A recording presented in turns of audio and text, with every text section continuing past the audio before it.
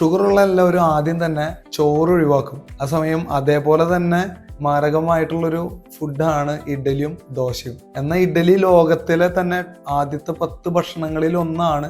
എങ്കിൽ പോലും ഡയബറ്റിക് ഉള്ള ആൾക്കാർക്ക് അല്ലെങ്കിൽ ഷുഗർ ഉള്ള ആളുകൾക്ക് അവരുടെ ആ ഒരു ഹെൽത്തിന് ഈ ഒരു ഇഡലി അത്രയ്ക്ക് സ്യൂട്ടല്ല. കാരണം എന്താണെന്ന് പറഞ്ഞാൽ അതിലും ചോറിൽ അടങ്ങിയിരിക്കുന്ന പോലെ തന്നെ ധാരാളം ഗ്ലൈസമിക് ഇൻഡെക്സും ഗ്ലൈസമിക് ലോഡും, അതായത് ഗ്ലൂക്കോസ് നമ്മുടെ ബ്ലഡിലേക്ക് കൂടുതലായിട്ട് എത്തിക്കുന്ന കാര്യങ്ങൾ ഇഡലിയിലും അരിയുടെ ദോശയിലും ഉണ്ട്. അപ്പം അതിന് പകരം നമുക്ക് കഴിക്കാവുന്നത് ഇത് തന്നെ. നമ്മൾ ഉപയോഗിക്കുന്നത് വെളുത്ത അല്ലെങ്കിൽ പോളിഷ്ഡ് റൈസാണ്.